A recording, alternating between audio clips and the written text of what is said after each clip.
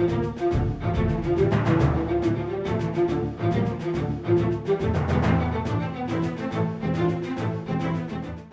evening and welcome to our presidential election debate. My name is Stephen Black. I'm a member of the sponsoring group, Bridgewater Citizens for Civility and Respect. Our intent is to present forums of interest now and in the future, such as this debate on this most crucial election to Bridgewater and surrounding communities. Our moderator tonight is Dr. Michael Krasanik, Professor Emeritus of Political Science and currently Special Assistant to the President of Bridgewater State University for Global Engagement and University Priorities. Recording this event is Jeff Fowler for Bridgewater TV, where it will be available for viewing later as well as on the BCCR website, which is www.civilityandrespect.org. And now our moderator, Dr. Michael Krasanik. Thank you, Stephen, and welcome everyone to this very, very exciting debate between two representatives from the President Donald Trump side and two representatives from the Joe Biden side. Before we begin the debate and go over some of the rules here, I'd like to introduce everyone of our four participants and give you a little bit of the background of why they're here and how they developed their professional life. So we're going to start with the Republican side, and the first person is John Norris, and John is a husband and father of two, Benjamin and Zoe. He joined the United States Army in 2001 and served in the military for 13 years, with his last assignment being the battalion staff officer for the 182nd Infantry here in Massachusetts. During his tenure, he deployed numerous times, including Colombia, Panama, and Afghanistan. John gained a Bachelor's of Science in Biochemistry from Bridgewater State University and is currently working as a senior research associate. At night, John is going to school studying for a Juris Doctorate from the Massachusetts School of Law in Andover and a Master's in Business Administration from Nichols College. He has served as Bridgewater Town Councilor for 3 years and is the former president of the Bridgewater Republican Club. Welcome, John. Thank you very much. I appreciate the invite. And now we'll go to Brian Kennedy. Brian Kennedy is a resident of Taunton. He's a graduate of Bryant University in Rhode Island. He works in operations for the National DCP, which is a distributor for Dunkin' Donuts. He is the president of the Massachusetts Republican Assembly, which is dedicated to advancing conservative views. Brian wants to emphasize the fact that he's not participating here in this debate as a member of the Massachusetts Republican Assembly. Brian, welcome. Thank you very much, and thank you for putting this together. It's very important. And now we'll go to the Democratic side representing Joe Biden. We have Renee Donahue. Renee is a guidance counselor at Silver Lake Middle School, and she earned both her bachelor's and master's degrees at Bridgewater State University. She lives with her husband and two sons, one of whom is a senior at BSU. You see the BSU coming up a lot here. Renee has no debate experience, she says, but is grateful to be part of this important discussion during this most tumultuous time. Renee, welcome.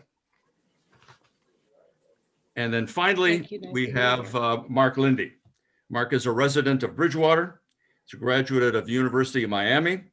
He's currently an adjunct professor at Massasoit Community College, chair of the Bridgewater Democratic Town Committee, excuse me. He's also a president past of the Bridgewater Rotary Club.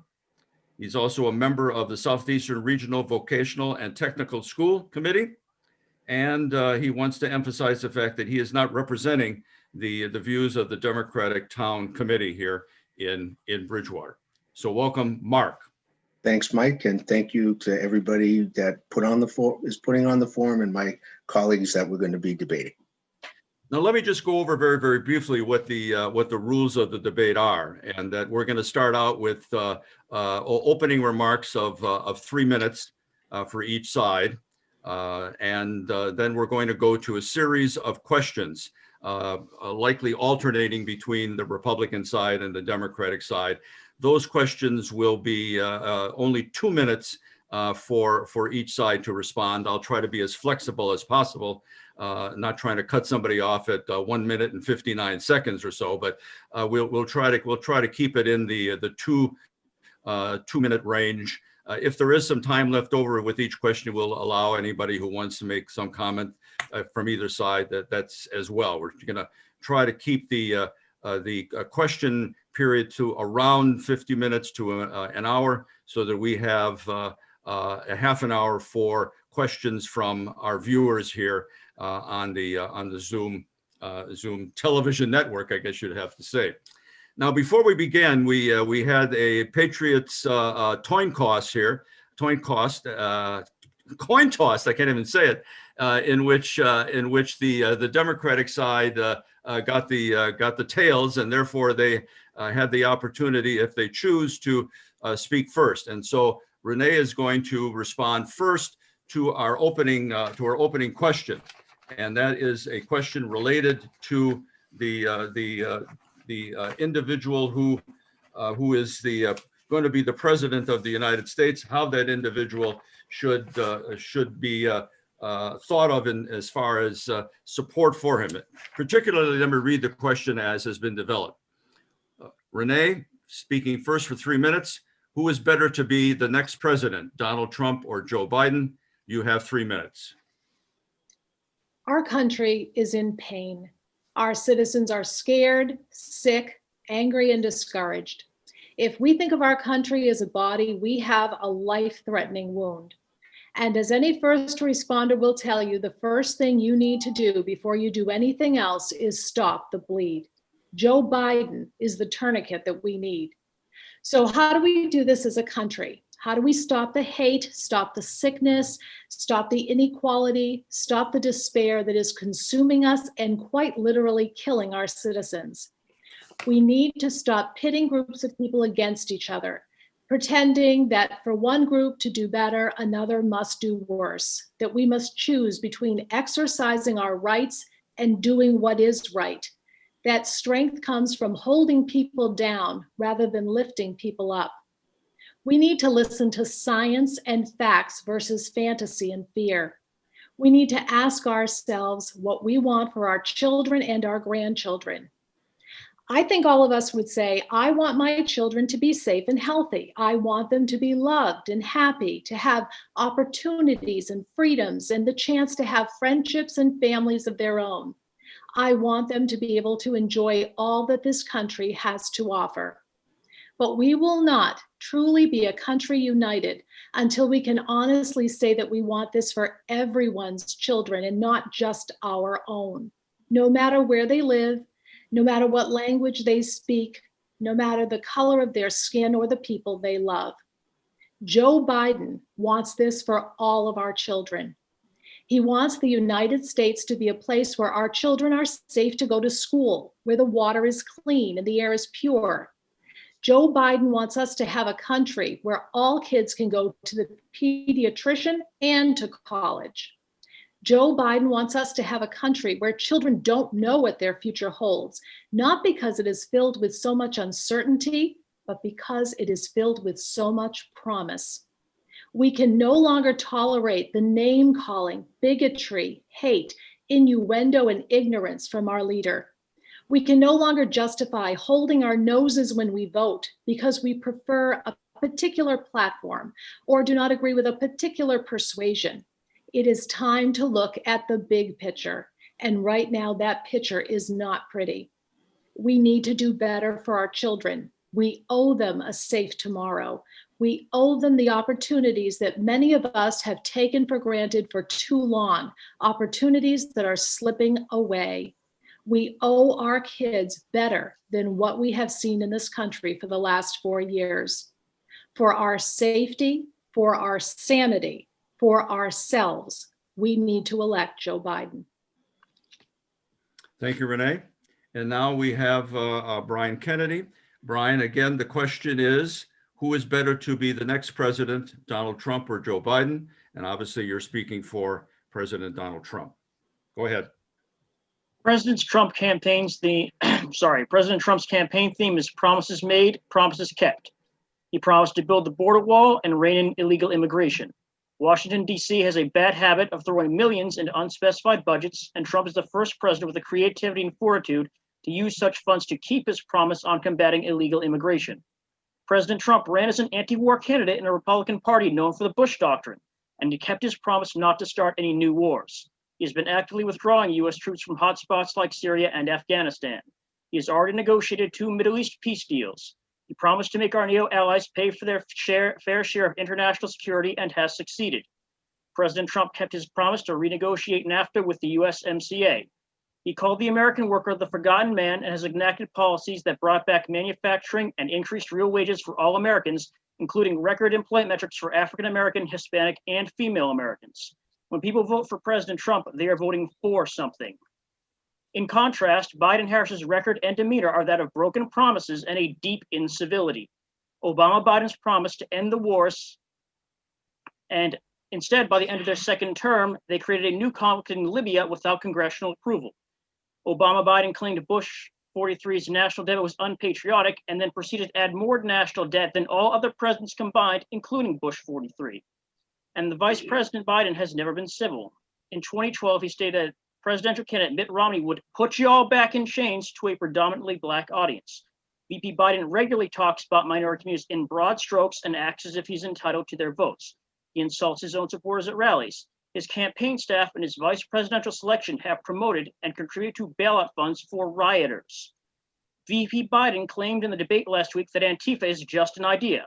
Tell that to the owners of the Dunkin' Donuts in Brockton that got burned out the last couple of months, a few months ago.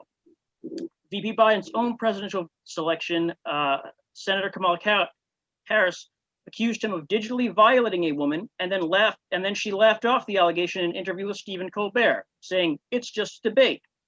Why would anyone laugh off a rape allegation? Why would anyone join a ticket where they alleged the person to be a rapist? Why would anyone have selected a running mate who said that about them in a debate? The difference is clear. President Trump made our country more prosperous for more Americans, our world more peaceful, and kept criminals in check despite abdication of duty from local Democratic elected officials who should know better. Vice President Biden has demonstrated he lacks the strength and judgment to hold his party's worst impulses in check. At last night's debate, VP Pence had to publicly remind Senator Harris she had to reprimand him for undermining faith in the vaccine the Trump administration is developing. VP Biden's selection of Senator Harris is the most obvious example of the ticket's incivility and poor judgment, and she would only be one heartbeat away from the presidency. If we want a more civil society, the Biden-Harris ticket is the wrong path. Thank you, Brian. Now we're going to move on to the question segment of our program here tonight, and we're going to start with John Norris. And John, the question that's on a lot of people's mind these days is the COVID-19 pandemic. And I'd like to ask you, and I'll obviously ask Mark Lindy after you're completed, how has President Trump handled the pandemic as of right now? 2 minutes you have.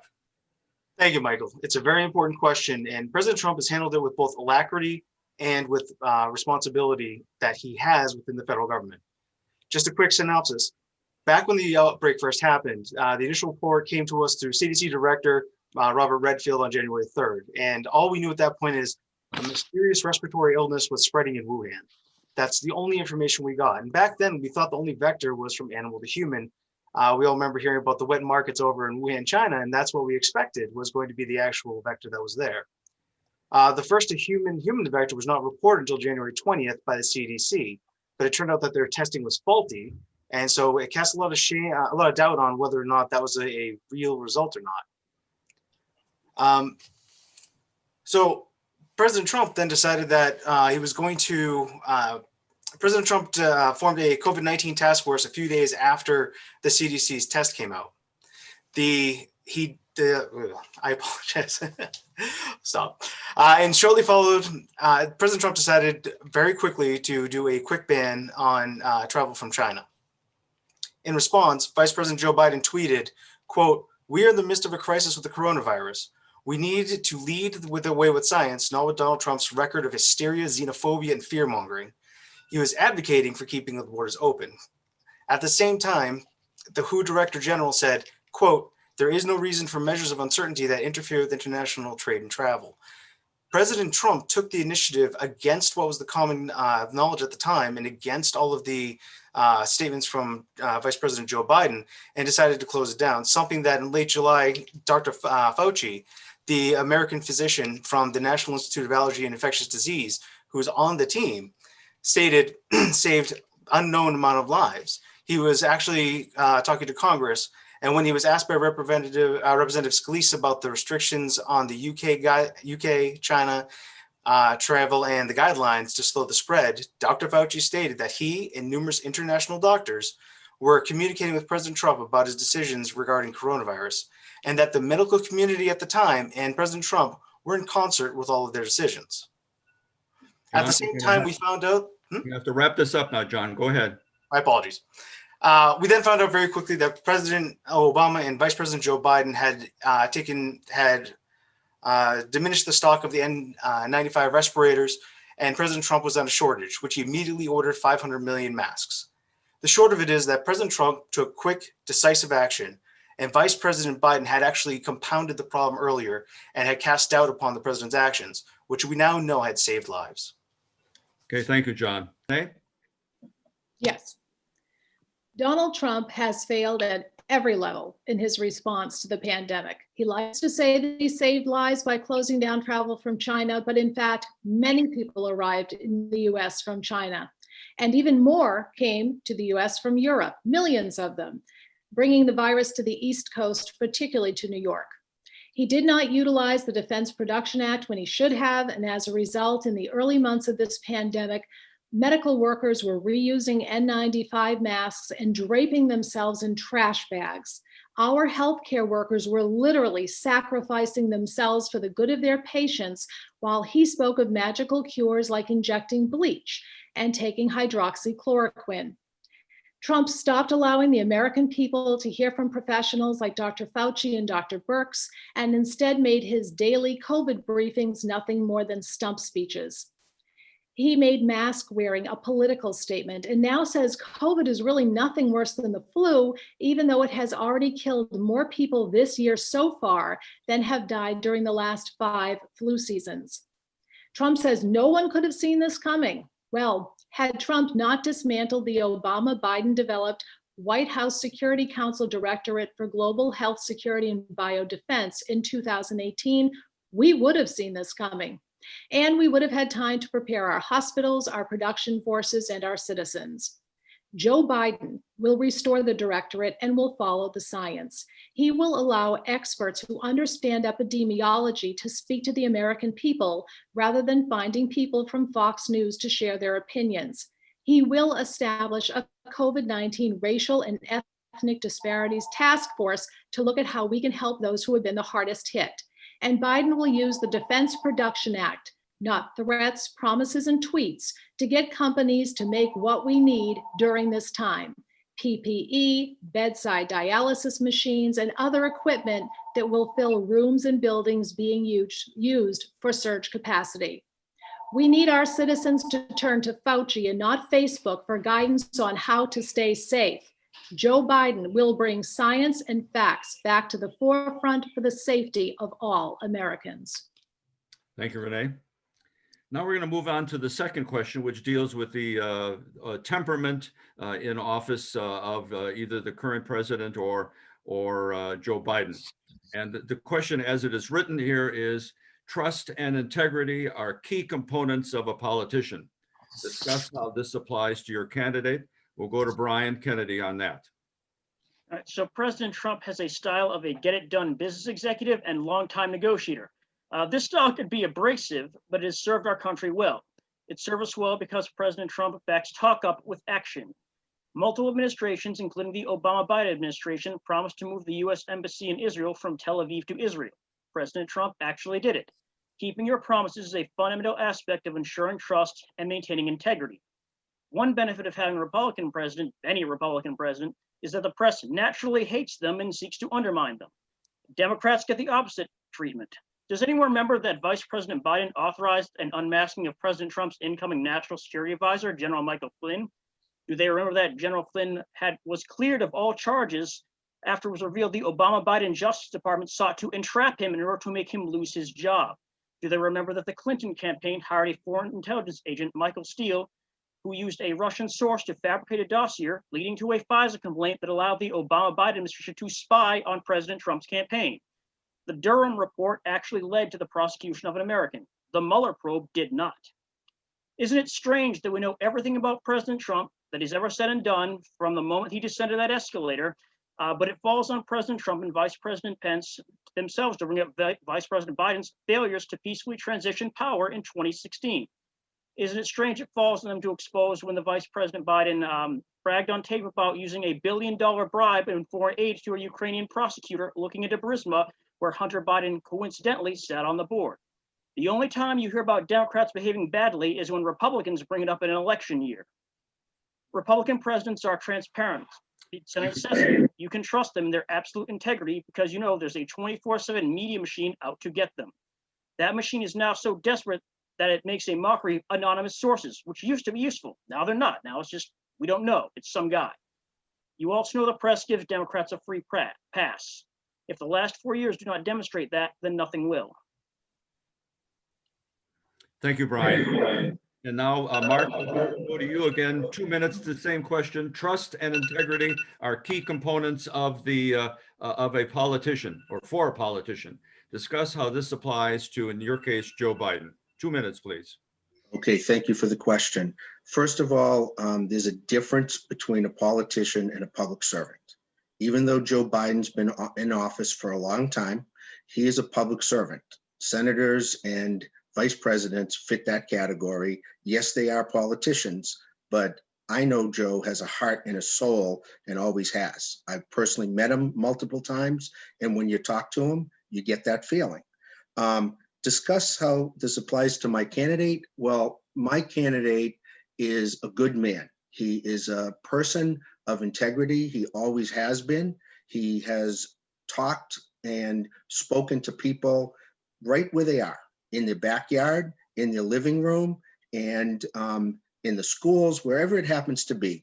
Joe has, over the course of time, over the course of his long career, showed people his compassion. Joe is a stutterer.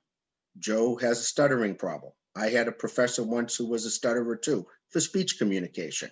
And I remember a story about him going and talking to a young man, elementary school student, about, here's what you have to do to overcome your problem and how you can help. I remember Joe Biden going to a funeral for a Holocaust survivor when it wasn't particularly politically expedient, no fanfare, no anything like that.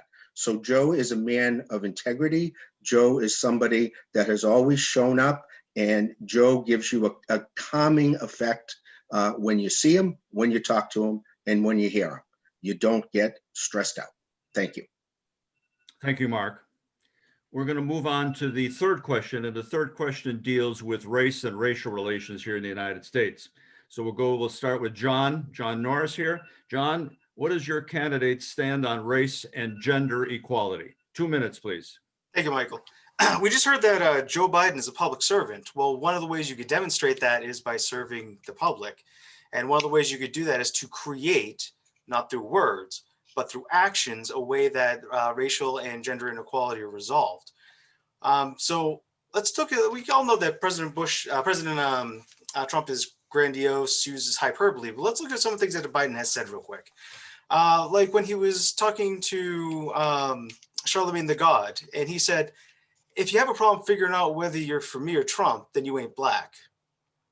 Or in an interview earlier when he said, poor kids are just as bright and just as talented as white kids. Or what about in 1977 when he was helping get a bill through, when he was fighting busing for desegregation in schools, and he said, unless we do something about this, my children are going to grow up in a jungle. the jungle being a racial jungle with tensions having so high that it's going to explode at some point. These statements may not indicate that Joe Biden is racist, but a public servant he is not. So Joe Biden supported a 1994 crime bill that, while it wasn't racist on its face, was disproportionately affecting minorities.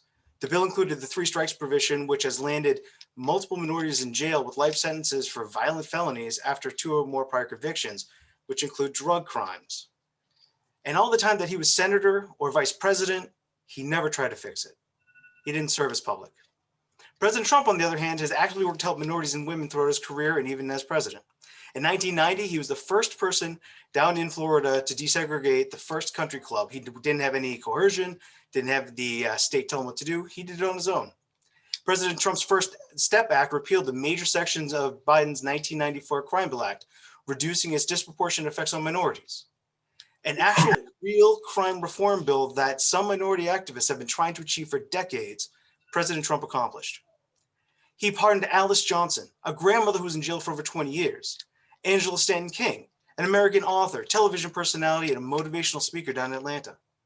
These are just naming a few nonviolent offenders that President Trump has pardoned because bills like the 1994 Crime Act had disproportionately affected minorities.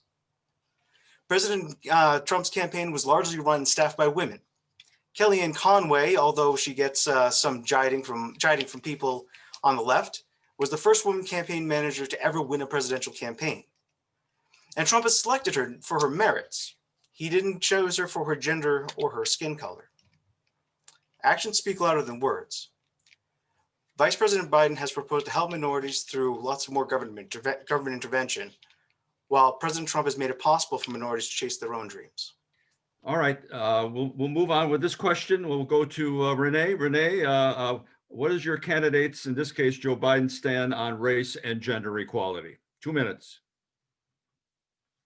In poorer communities, particularly those populated by brown and Black people, there is not adequate housing, access to public transportation is limited, schools are not sufficient, and healthy food options are not present, leaving many to do their shopping at convenience stores, which are more expensive and lack fresh produce and proteins. A country cannot put weights on the feet of certain citizens and then blame them when they can't keep up or run as fast. Joe Biden wants to make changes to give every citizen an equal opportunity to live their best life. Biden's Small Business Opportunity Fund will help small businesses to develop, adding jobs for fellow Americans and creating quality products and services for community members. Biden will increase funding to the Minority Business Development Agency and strengthen the Community Reinvestment Act that says that banks need to loan their money where they are located. He will make sure that small business owners have the resources they need to succeed. But perhaps more importantly, this country as a whole needs to deal with the lack of dignity and respect shown to people of color. Not everywhere and not all the time, but in too many places and too many times, we see people looked at differently for no other reason than the color of their skin. It is not right. It is unsettling that in 2020, people are still arguing against the term Black Lives Matter. Shouldn't this just be understood? Black people are not looking to matter more. They just can no longer live with mattering less. It is quite literally killing them. Joe Biden will treat all citizens with respect and see us all as Americans. He will not try to create fear about what will happen in the suburbs if housing laws change. He will not blow dog whistles that are beginning to sound like bullhorns. Joe Biden knows that a rising tide raises all boats. It is time for us to join together to make everyone safer, healthier, and equal for the betterment of this whole country. This is not like a chapter out of Animal Farm where some of us are a little more equal than others. We are all equal, and we need a leader who believes that. Thank you, Renee. We're now going to move on to questions related to the economy, and we'll start with Brian. And for, again, 2 minutes. First question, we can probably break this down into 2 parts though, Brian, but first one is, how would your candidate, obviously Donald Trump, restore jobs and businesses in the future if he is reelected? 2 minutes, Brian. According to an article in Issues and Insights run by contributors to the Investors Business Daily editorial page, The Trump administration reversed a years-long trend of increased income inequality. Median household income reached an all-time high, increasing by 6.7% in 2019, the highest in a single year. Low-income families, which are disproportionately minorities, gained the most. The bottom fifth of households rose 10%, the fourth quintile rose 9%, and the top 5% of households saw their income drop by 5%. Women also benefited more, with the female-to-male earnings ratio rising to a record 82.3%, which is the highest in 50 years. 3 million more women joined the workforce from 2017 to 2019, compared to 2.1 million in Obama-Biden administration's final 3 years. Minorities gained more than whites. The white median income increased 6.8%, Hispanics over 7%, Blacks more than 10%, and Asians more than 15%.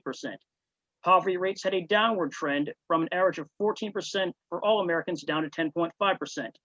Black Americans had a rate of 18.8%, which is the lowest since 1959. Hispanics dropped from 18.3% to 15.7%, the lowest since 1972. That's a lot of numbers, basically a lot better for minorities, and the tide rose for all boats. The Trump economy was the first economy that made any progress whatsoever on income inequality. The Trump's tax cuts, deregulation, and trade policies are directly responsible for these outcomes. Now, our opponents might argue that this is prior to the pandemic, but the Trump economy was so robust after the initial lockdown started loosening that unemployment dropped from its height of 14.7% in April back down to below 8% in September.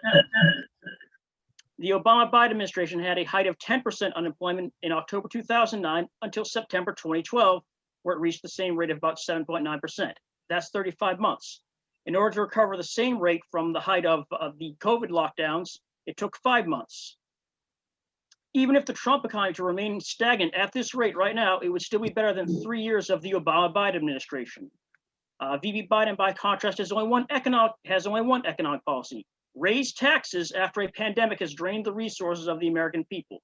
By repealing the Trump tax cuts, VP Biden's administration would harm the most vulnerable Americans, as these statistics just demonstrated. Thank you, Brian. Renee? Yep, and I have those combined as well. So I will just read my statement for all of that. Income inequality is a very loaded subject. The wealthy want tax breaks to protect what they have and feel entitled to amass their wealth without an obligation to those who do not have the same benefits that they do. Many actually see that as part of what makes our country great. You work hard, you succeed. Of course, we who live here know that many times those who work the hardest do not gather the riches. More often than not, the poor and middle class pay more than the rich. I know, for instance, I personally paid more than $750 in taxes last year. Trump is proud of the tax breaks he has given his wealthy friends, but Joe Biden knows it is wrong to play Robin Hood in reverse and take from the poor to give to the rich. Our country is in a place where the split between the haves and the have-nots is increasing. And those who have not are not poor because they did not work hard, but rather most often because they were systemically kept from the opportunities due to their color, skin, the color of their skin, or their zip codes.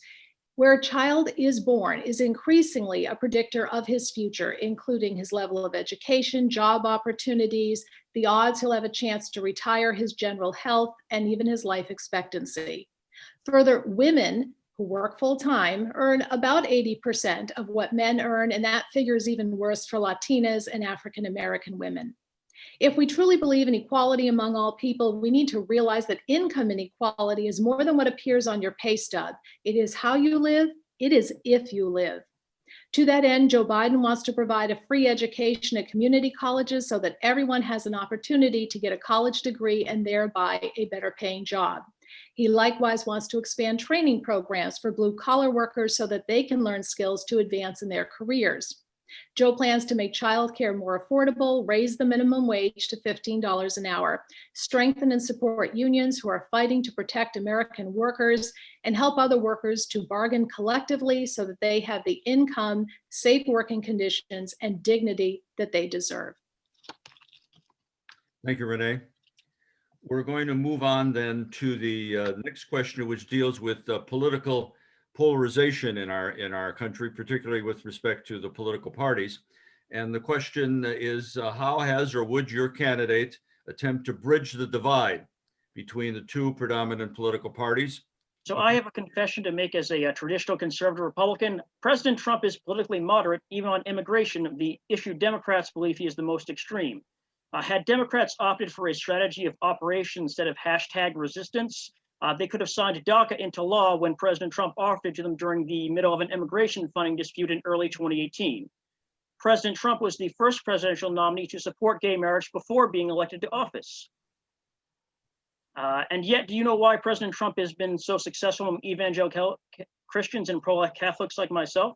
Because they were the only groups to stick with him after the election. President Trump recognized his support and has crafted a largely libertarian policy: leave religious believers alone, oppose taxpayer funding of abortion, condemn killing homosexuals overseas, and never talk about gay marriage at home. President Trump is a deal maker by nature. If the opposing side in a partisan meeting did not hate him with an unrelenting passion, they would find that President Trump is easy to work with. He's managed to get North Korea and South Korea to talk, as well as make peace deals between Israel, the UAE, and Bahrain. VP Biden, by contrast, will not fire his campaign staff for contributing to a bailout fund for rioters. His vice presidential selection, his vice president contributed such a fund to bail out those violent offenders. So I really don't blame Democrats generally for polarization, but I will note it was Hillary Clinton who started the trend of publicly attacking people for simply voting differently. She barely prefaced it with a disclaimer, but she accused Trump supporters of being racist, bigots, sexist, Islamophobic, xenophobic. She called them a basket of deplorables. This didn't arise out of nowhere. Academia has been trying out those same attacks against conservative students and conservative speakers since the beginning of the Obama administration. Trump has never once attacked a Clinton or a Biden voter. He attacks Biden, he attacks his media critics, he attacks rioters and looters, but merely voting for Biden doesn't make you an evil person like voting for Trump does for Democratic candidates. The media amplifies this incredibly and stokes outrage at every opportunity. CNN and the Washington Post were successfully sued because they defamed Nick Sandmann for wearing a MAGA hat at the March for Life. The media does nothing but increase hatred and incivility. A serious reform of media and academia would be a good first step to bridging the divide. As for Trump, he's essentially a 90s Democrat. If Democrats were more like John Kennedy than Joe Kennedy III, they'd get along fine. Thank you, Brian. Mark, the question, I'll read it again. How has, or would your candidate, in this case, Joe Biden, how would your candidate attempt to bridge the divide between the two major political parties? 2 minutes, Mark. First of all, I want to point out that this is the 2020 election and not the 2016 election. I don't believe Hillary's on the ballot this time, and I think Joe Biden is, and Kamala Harris. This is one of the key issues of this whole entire election: political polarization. Polarization started years ago between the parties, and one of the people that was able to bridge the gap successfully was Joe Biden throughout his career. Okay, in terms of bridging the gap, he learned from folks like Ted Kennedy, who learned how to work on both sides of the aisle and get legislation passed and get things done for both parties. As far as the media goes, the media, I've been a journalist for 28 years, and I'm a local media, I'm not national, but guess what? Blame the media was a trick that Richard Nixon used back during his presidency. It didn't work for him, and it's not working for Donald Trump right now. You can try to change the facts and come up with alternatives to the facts, but it's not going to be accepted, and it's probably not going to be accepted on the 3rd of November. How would my candidate attempt to bridge the divide? Again, he has bridged the divide. He talks about the soul of our nation, and it's not just talk, it's action. He's worked with the other side. He helped bring people together during the height of the financial crisis. Barack Obama put him in charge of different things during his administration, and Joe Biden stepped up to the plate, especially, we'll probably talk about it later on, foreign policy, 30 years on the Foreign Relations Committee. And I know that Joe Biden will stop the agony that we're all going through on a daily basis in terms of temperament. Thank you, Mark. We're going to move on then to the next question, which deals with climate and climate change. And that is the question that we're going to pose to both sides here is, what is your candidate's position on climate change? John, we'll start with you.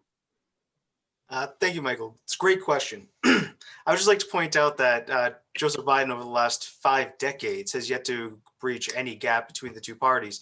And as vice president, he definitely didn't help at all. But something I'd like to talk about instead of that is actually the International Energy Agency's report. This is a fantastic study that just came out. It found out that the United States saw the largest decline in energy-related CO2 emissions in 2019 on a country basis, a fall of almost 3%. Quote, the US emissions are now down almost 1 gigaton from their peak in 2000, the largest absolute decline by any country over that period, end quote. What caused this? Well, this happened prior to and then right through when Vice President Biden was in charge. And so their regulations didn't really affect anything. What happened was competition deregulation, starting with President Bush and continuing on now with President Trump. There was a reduction in rules and regulations through the EPA that allowed states and businesses to find their best way forward. This has companies investing in new technology and reducing waste.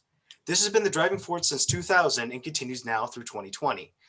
For one example, natural gas-fired electricity paired with gas prices being dramatically lower last year led to cleaner methods of electricity being generated to gain market share of up to 37%. This is fantastic news, no government intervention.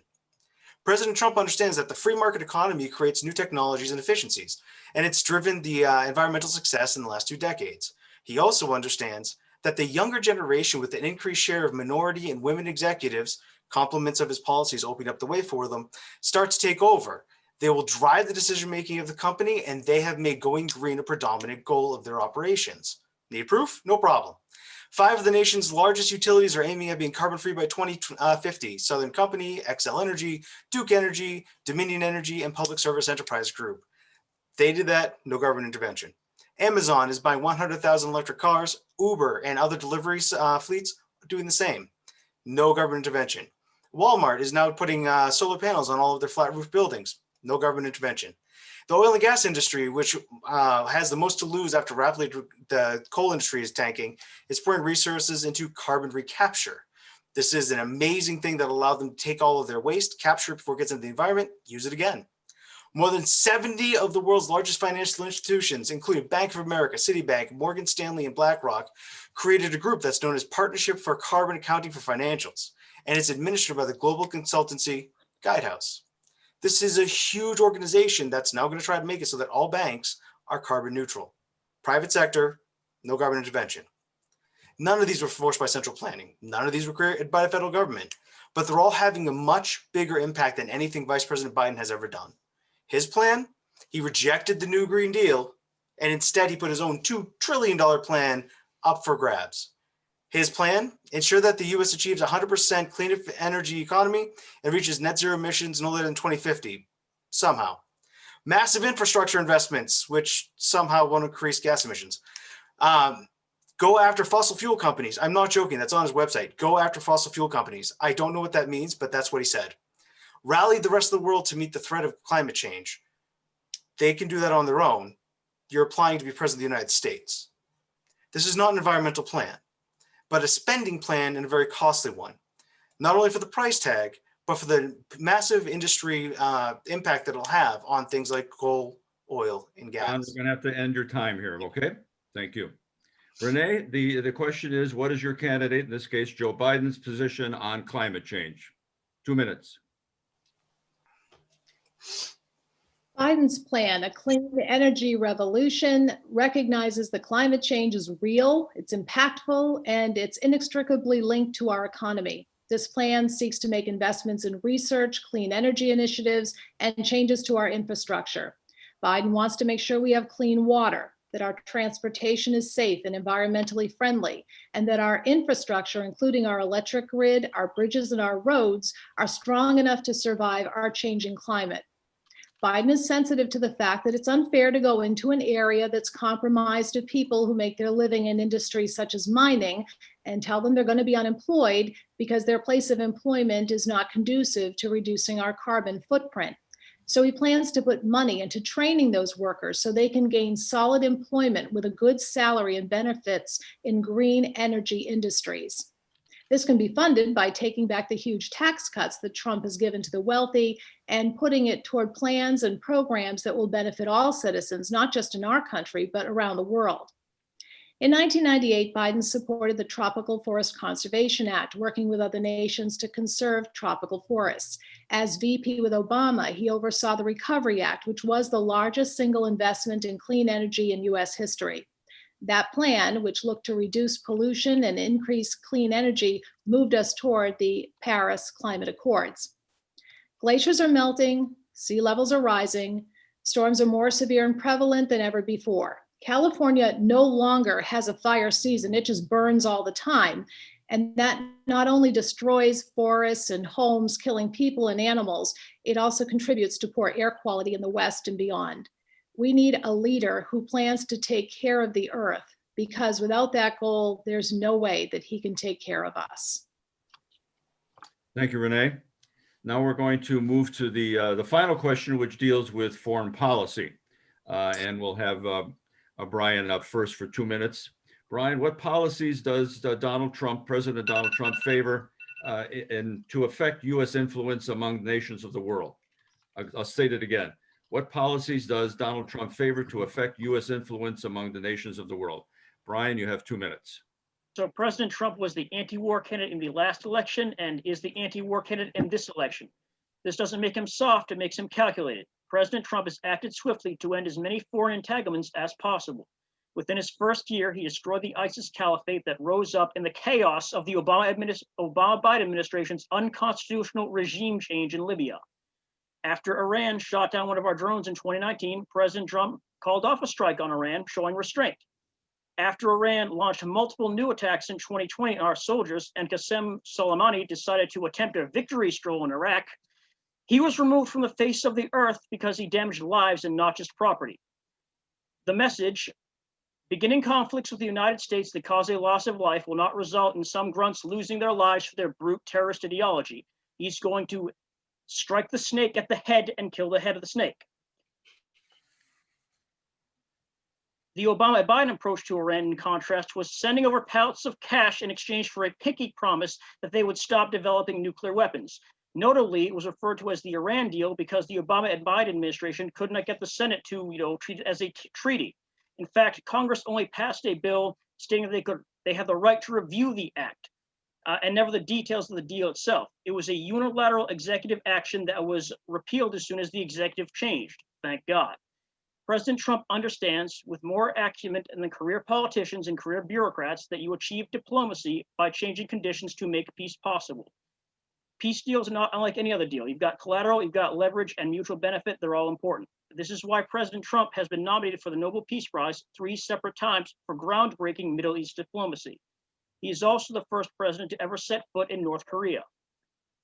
VP Biden, by contrast, has voted for every war and every authorization for use of military force. He watched our brave men die in the attack on the consulate in Benghazi that would never have occurred had the Obama-Biden administration not first destabilized Libya. For all their talk about war crimes and torture, the Obama-Biden administration never held anyone in the Bush 43 administration to account for those activities. Finally, China is a multifaceted threat that the Obama-Biden administration largely strengthened and encouraged. In November 2014, the Obama-Biden administration welcomed China as an economic superpower. Years later, we had initial shortages of providing personal protective equipment during the pandemic because so much for our manufacture of those goods was outsourced to China. And they even threatened other countries over the issue. Vice President Pence put it best last night. The Obama-Biden administration never even fought a trade war with China. They waged a trade surrender, and Americans all suffered for it. Empty words, toothless trade, endless wars. That's Joe Biden's record. President Trump's record speaks for itself. Thank you, Brian. Now we'll go to Mark here. Again, the question mark for 2 minutes. What policies does Joe Biden favor to affect U.S. influence among the nations of the world? Before we get to policies, I want to get to the fact that Joe Biden is in a unique position to restore our respect with other countries all around the world. Donald Trump, over the course of his administration, has basically put his arms around strongmen and dictators around the world. Vladimir Putin, Kim Jong-un, those are not exactly the people that I think we should be cozying up to. As far as torture, let's talk about the fact that in this country right now, we have children in cages and we have women being experimented on. That is what's going on in the United States of America. It happened in an earlier part of the last century, and I don't want to see it happen in this country. It's pretty scary. Joe Biden, for 3 decades, was the chair of the Foreign Relations Committee. He worked with these people all around the world, especially during the Obama-Biden administration, to work on peace throughout the world, to go to the United Nations, to go overseas, along with his partner, Barack Obama. His favorability among world leaders all over the world, the ones that are now laughing at us, okay, is key to this whole thing. I don't want to see this world end up with a war because someone was a madman. And unfortunately, that person is Donald Trump. Thank you, Mark.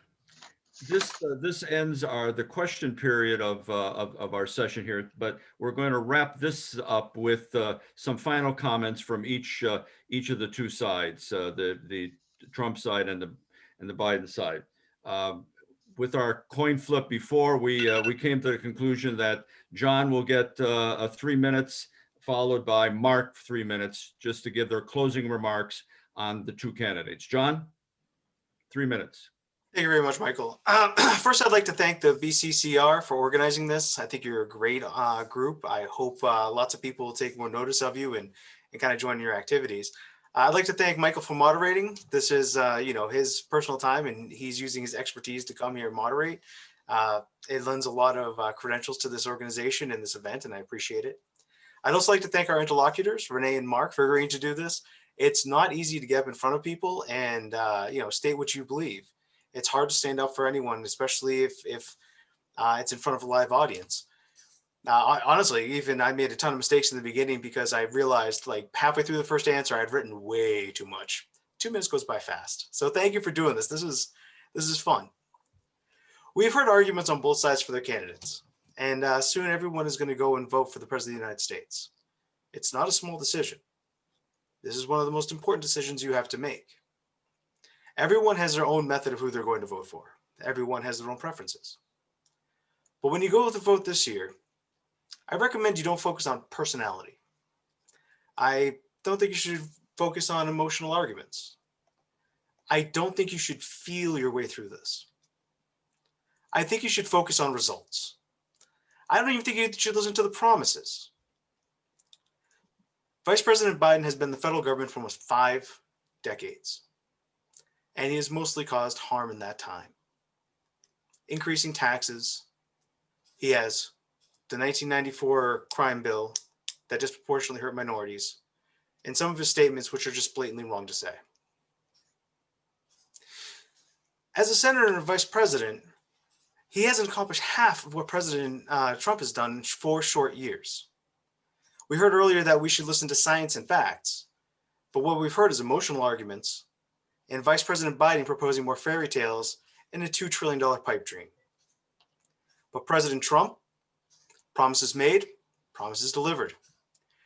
He helped build the wall. It's still in process, still going. He has created a robust economy that is currently rebounding from this terrible COVID-19 impact faster than anyone had anticipated, getting people to suffer less by getting them back to work. And he's built a government that's benefiting everyone. We have record low unemployment for minorities prior to COVID.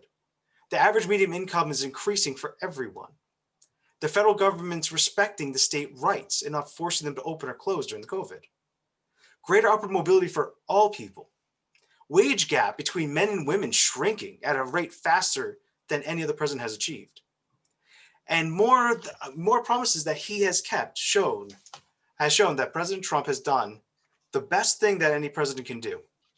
He's getting the federal government out of the way so that people like you and me can go and chase our own dreams. Thank you. Thank you, John. We'll finish up now with Mark, closing remarks for 3 minutes. Mark? Thank you, Mike. And I want to thank you and the members of the Citizens for Civility and Respect group for working so hard on this debate and for allowing all of us to participate. It was a pleasant conversation, and it was also nice to see a debate and a discussion with people that don't talk over each other and actually get along. It's nice to meet two new people that I didn't know before. As far as the closing statement on Joe Biden came into this race and started in the beginning to talk about the soul of America. Donald Trump, on the other hand, on Inauguration Day, talked about American carnage. That is not the world that I want to live in, and I don't think it's the world that our children and grandchildren want to live in either. As far as promises made and promises kept, yeah, the wall's being built. It's not finished, and it's not something that the majority of Americans agree with. Joe Biden is talking about building back better. The reason he's talking about building back better is over the course of the last 3.5, almost 4 years, I think we've destroyed a lot about what this country is all about and what it stands for. Just look at coronavirus relief, for example. We're bickering between two sides, and there's fault that goes on both sides, don't get me wrong, but there are people that are struggling out there and they may never come back. There are restaurants that close. I'm not blaming the coronavirus on Donald Trump. That is something that, could have been prevented had we kept the pandemic task force in place, okay? Not prevented, but managed, and managed well. One thing I know, and I'm convinced of, is that Joe Biden is a good manager. Barack Obama thought so and put him in charge of quite a few things for him in terms of saving things that would have gone in the other direction. The national debt is skyrocketing, some of it due to coronavirus and some of it due to just throwing money out the window. All I want to see in the next 4 years is that civility and respect come back into the mainstream every single day, and I don't turn on my television and get exhausted the minute I see him in the morning and the minute I go to bed. I want a president that is there for the people, someone that's a caring, compassionate human being, and I'll sleep a lot better at night. Thank you. Thank you, Mark. And thank you, John and Brian and Renee, and for all your excellent comments about each of these individual questions and your comments at the beginning and at the end. Now we're moving to the final section of this program, in which those people who are viewing have an opportunity to, on the chat room, write a specific question to one of our 4 panelists here, or to make a general question, and we can see who would respond to it.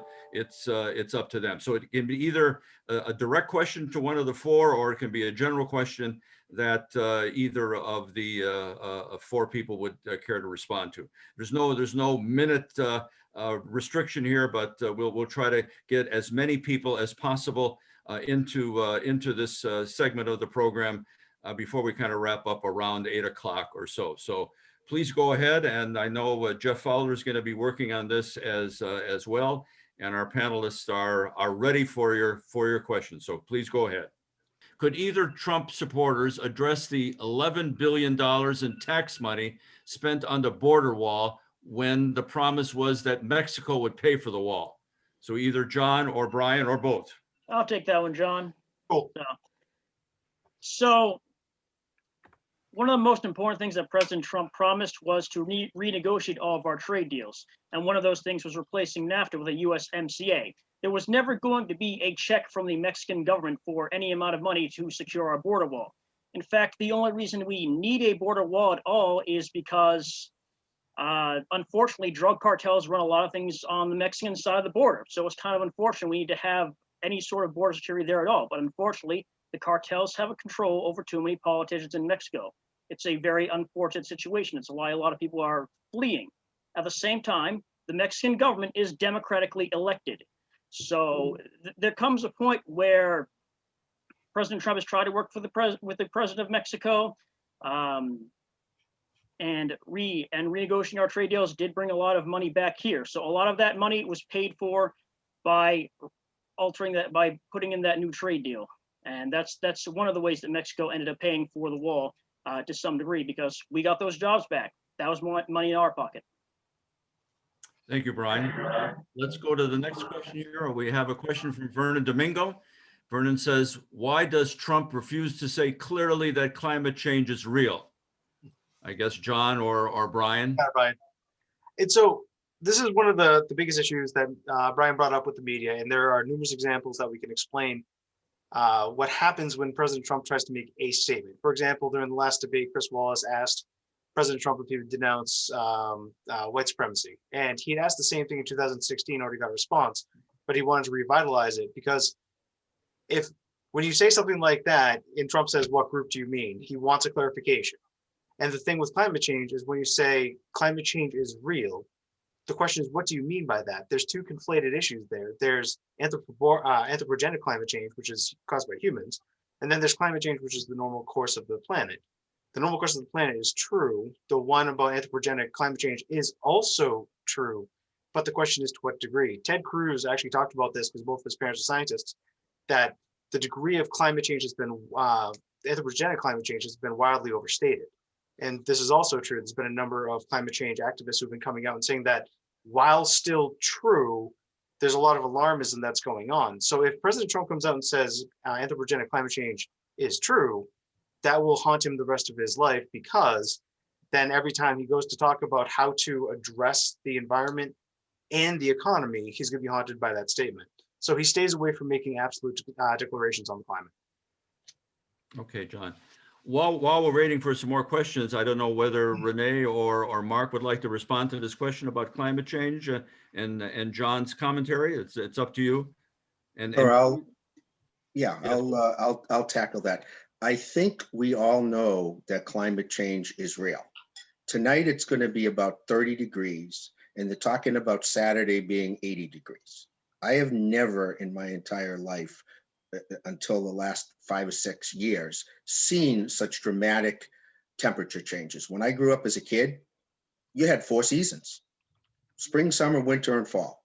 But yet now we don't, and yet we have people denying it. Even the term climate change, it was global warming, and there were folks in the Republican Party that thought that was too harsh a term, and it got changed.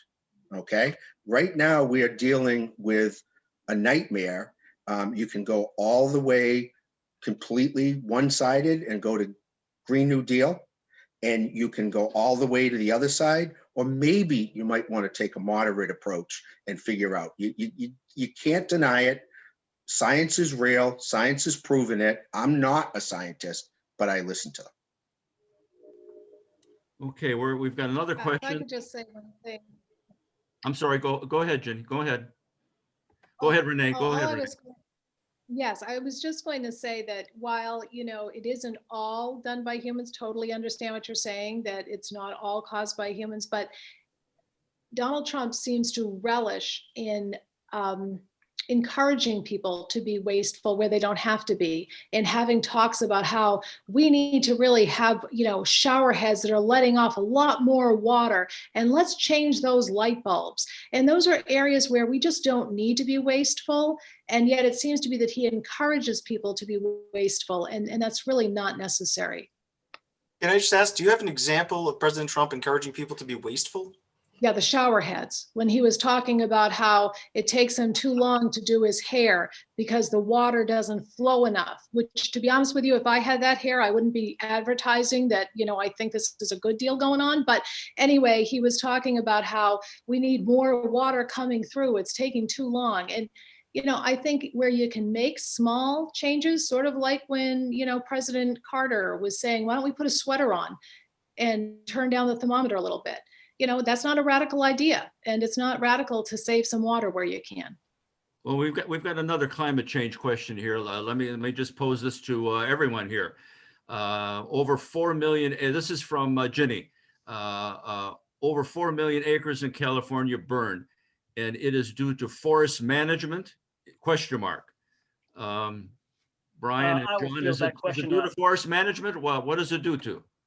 It is due to forest management. So the California is a Democratic controlled state.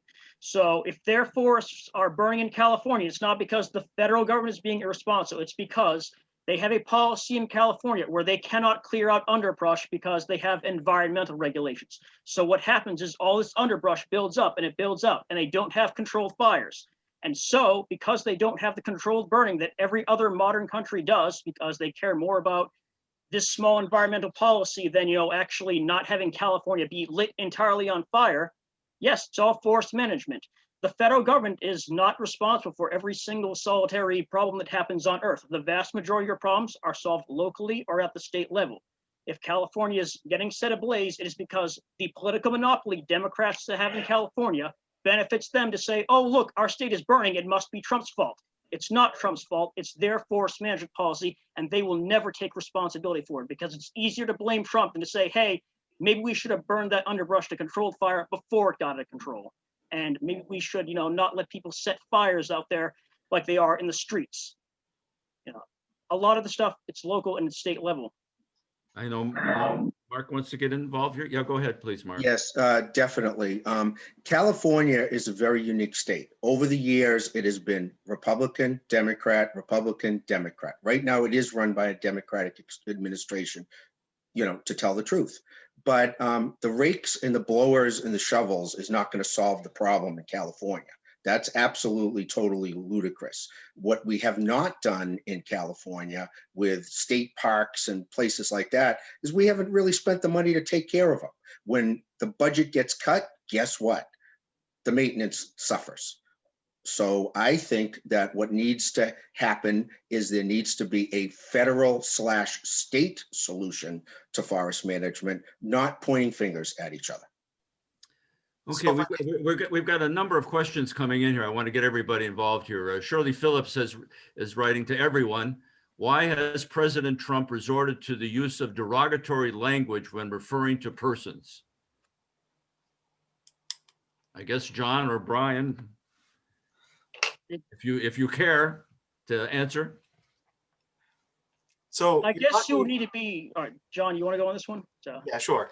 So President Trump was not a politician to start off with. He was a businessman. And so he uses very braggadocious, very firm language. And he's very used to using this publicly and just commonly. On top of being a businessman, he's a New Yorker. So he's a hard-nosed New Yorker businessman. And yeah, he says some things that I wish he hadn't, because I'd rather he'd use other more professional terms. But that is his decision. That's his privilege, his choice.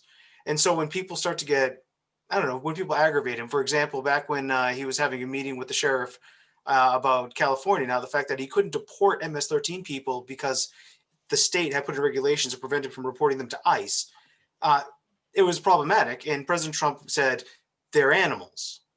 And everyone just assumed he meant illegal immigrants, when the conversation was very clearly about MS-13, who had prior just 4 members of them had just killed 2 young ladies and done terrible, horrible things to them. So when he gets aggravated, he quickly resorts back to that New Yorker businessman language. I wish he wouldn't, but that's just how he is.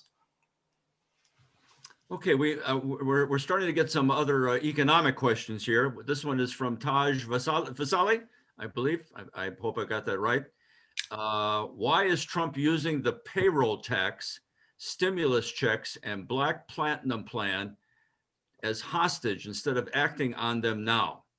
And then he goes on to ask, do you think it's important to see Trump's taxes? But let's do one at a time here. I don't know if I should read this again. Why is Trump using the payroll tax, stimulus checks, and Black Platinum Plan as hostage instead of acting on them now? I guess I'll start with that. So when you say holding them hostage, so President Trump is the executive. He doesn't pass any legislation. So the roadblock is in Congress, and for whatever reason, Nancy Pelosi, she sees that the Senate is controlled by Mitch McConnell. She sees that the president is Donald Trump.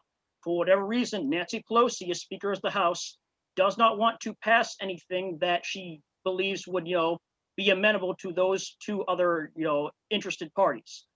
So a lot of those things, he can't really hold them hostage, but he's trying to make a negotiation with the American people. And I'll note, on COVID relief specifically, he put in that $400 they did, because there was an impasse in Congress. So President Trump is trying to get them to do the right thing. And the Speaker of the House just does not want to do the right thing. She'd rather have a $13 quart ice cream. She's fine. People in Washington, D.C. are fine. You're not, though, but they don't care. Okay, Mark.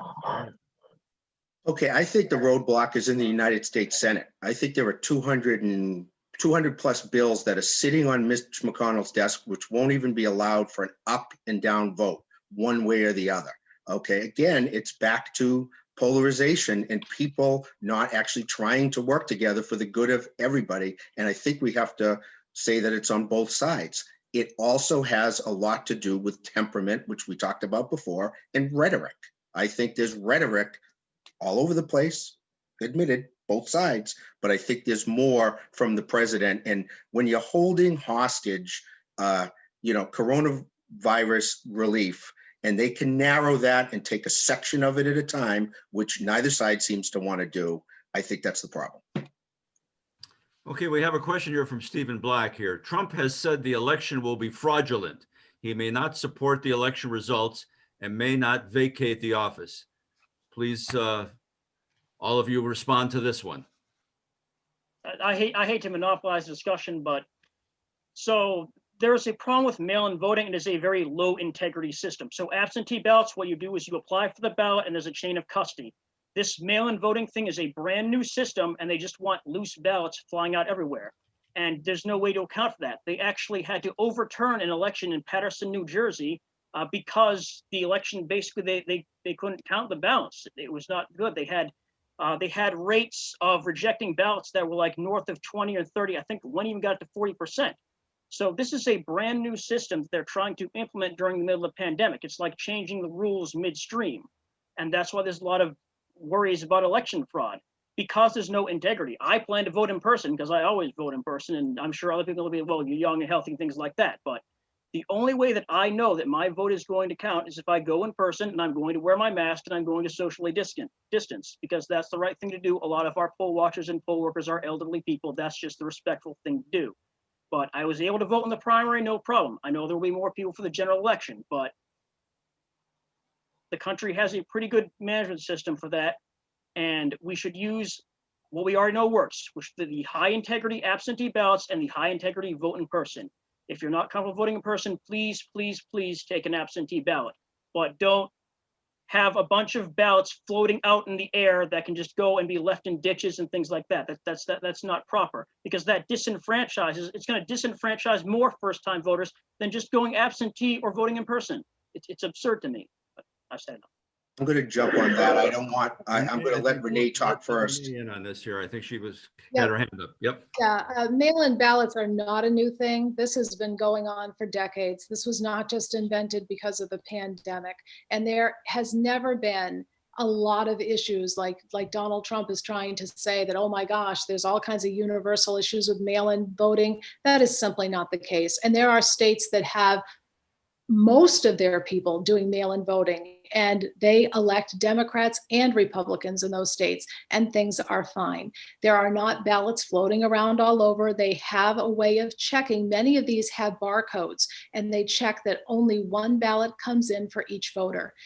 In some cases, they're checking signatures. You can actually trace if your ballot has been registered, so you can be sure that your vote was cast. And it is a safe thing to do during a pandemic. And yes, you can put on your mask, and I'm glad you wear a mask, and you can put on your mask and go vote, absolutely. But getting an absentee ballot is the same as a mail-in ballot. They're both, you're not there and your ballot is still being counted. And both of those are very valid ways to do business. I happen to mail mine in, but I could go in person, and either way, my vote should count. Okay, we have a question here from Janice to everyone. Why wouldn't Trump denounce white supremacy? Why wouldn't Trump denounce white supremacy? Please do not bring Biden into this. Address Trump's behavior. It's literally on tape. Like after Charlottesville, he says he condemns neo-Nazis and white supremacists totally. The people who are saying that just don't want to review the tape. You can share the tape with them and they won't do it. He denounces white supremacy. Sorry, Ryan, go ahead.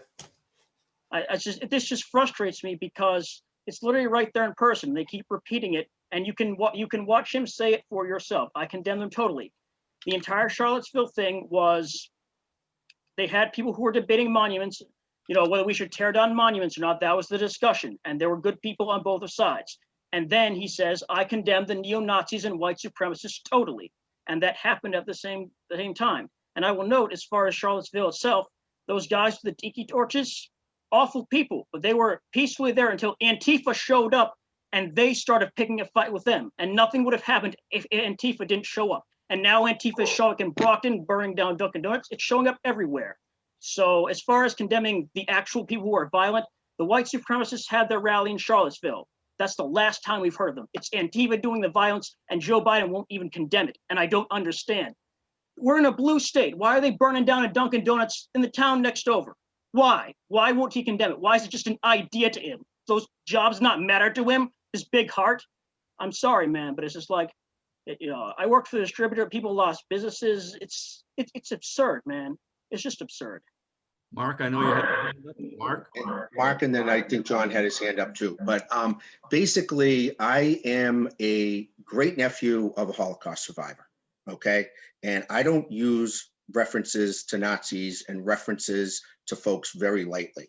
All I know is I don't want to be afraid to live in this country, in the United States of America. My dad came here as an immigrant from Cuba. He decided he wanted to fight for this country so he could go over to Europe and rescue his uncle out of one of the 9 camps. And I don't see the tape the same way as you do, Brian. No offense. People on both sides that are good. Not in that case, not in all the cases. And it would have been really simple. All the president had to do during the debate was answer the question. You said that Joe Biden doesn't answer the question. Well, I don't think Donald Trump answers the question. John?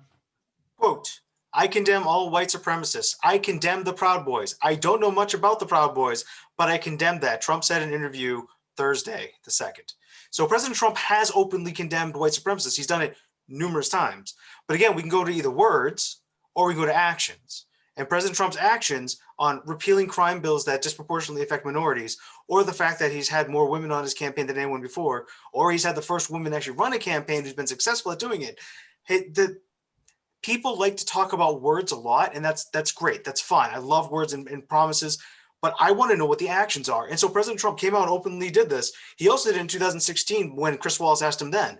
But people don't want to remember this. They only want to remember the things that they dislike about him. I just jump in for a minute and say, if you Renee. take a look at if you take a look at a picture of Trump's cabinet, there's not a whole lot of diversity there. Ben Carson. And if you look at a picture of the interns that have served under him, there's not a lot of diversity there either. And I don't know if that's because those people didn't apply to be interns because they didn't feel comfortable there, or those people weren't selected. I don't know. But there's not a lot of diversity that Donald Trump has brought into who is helping him in the government. And if you look at Joe Biden, the first choice he made in this election was to choose a woman of color as his running mate. John? The decision to choose a Black woman as your running mate, using those as criteria for making a decision, is in itself racist and sexist.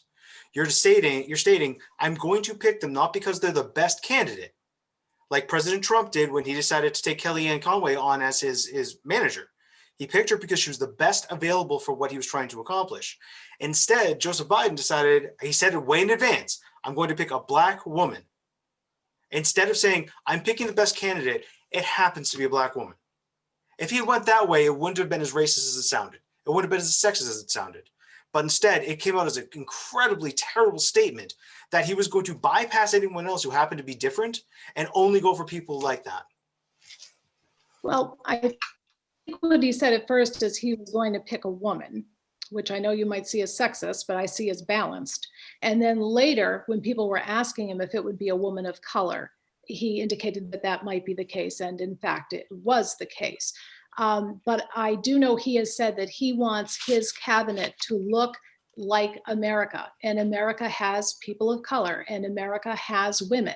And so I think he is trying to be very intentional in the choices he's making so that his cabinet is representative of the people that they are working for. And I don't know exactly how Donald Trump has made his decision, but he does seem to keep coming up with the same kind of people. They look a lot like him. John? So just to rebut that, back in July 30th, Joe Biden has a tape stating very specifically that he's going to prepare a list of women of color. In other words, he will not choose men. He will not choose white people. That is racist and sexist inherently. Anytime you're going to treat someone differently because of some sort of inherent thing about them that they can't change, you're being, well, racist or sexist. So if he came out and said that he was only going to pick a white male, everyone would be up in arms. But he said he was only going to pick a woman of color. This is insane. It's the exact opposite of what equality is. Equality means everybody gets into the selection pool. And from there, whoever the best qualified is. And if he had stated that, then I thought he would be a really cool guy, because then he's picking a black woman, not because she's black or a woman, but because she has the qualifications that he's looking for. But sadly, he decided to go the other way and play gender and identity politics. Well, I I think think Joe he Biden- picked the go ahead. most qualified person. Oh, no, I was just going to say, I don't think this has to be a zero sum. So I think he picked the most qualified person. And was he looking for those characteristics? Yes, because he knew he could find a person of high caliber with those characteristics. It wasn't as though, oh my goodness, I'm going to have to sacrifice in order to get these characteristics. Quite the opposite. He knew that he could come up with a pool of people just as qualified that also possess these characteristics, and therefore would give his ticket the balance that this country needs. So let me ask you a question then. Is it sexist to omit all men from consideration? I don't know that he did in the beginning. I mean, I He think did on that July in the 30th. I just beginning, read he your might have quote. been saying, no, I know you said from then. I'm saying this man, I think, has been thinking about this for some time. I don't think he just started on July 30th. But is it, I mean, I think if you're saying, I think we need balance, I'm not asking. I don't think that's the thing. Is it wrong? No, I don't think it's sexist. I think it's looking for balance, to say that people that are different can help us to make better decisions. And so we try to get some degree of balance when we're making decisions, rather than having everybody who's just like us. So he's seeking to have some balance. Is it racist to omit somebody because of their skin color? Yes, and I understand what you're saying, that he was eliminating white women. He wasn't. If you looked, Gretchen Whitmer was someone that he was considering. So he had people that he was considering that were white. You're talking in March. He specifically said July 30th, No, women of color. he Which was means looking he's for legit women men. of color in addition, Whites. but he had talked to Gretchen Whitmer right before he made the decision. People were speculating it would still be her. She interviewed with him. I also think he picked her because she actually disagreed with him in one of the debates. And one thing about Joe Biden, showing how human he is and how decent he is, that he decided that she would be an asset to the ticket and she would be there to fill in any gaps that he had. Sure. Last question here. I want to get everybody in, but we're running out of time here. This is from Taj Vasali again. Do you think Trump's remarks asking for poll watchers as an example that his words may lead to violence or should not be taken seriously? I have actually been a poll watcher before, so I will answer that question. Poll watching is entirely illegal. Each campaign is allowed to do it. In fact, the Democratic unions have an extremely strong poll watching game. I actually have to give you guys credit for that. So no, the poll watchers are normal. President Trump is not asking for anything outside of the ordinary. If you do want to become a poll watcher, though, you should talk to your town clerk or your city clerk and just make sure it's clear and you talk to the campaign and things like that. But no, poll watching is entirely normal. I agree with Brian that it's entirely normal, but the thing about poll watchers is that's not the type of poll watchers they're talking about. They're talking about people outside of the polling places to watch what people do going in and out. And that is not the type of poll watcher I don't want to see outside, intimidating people, when they do choose to put on a mask and go there and vote.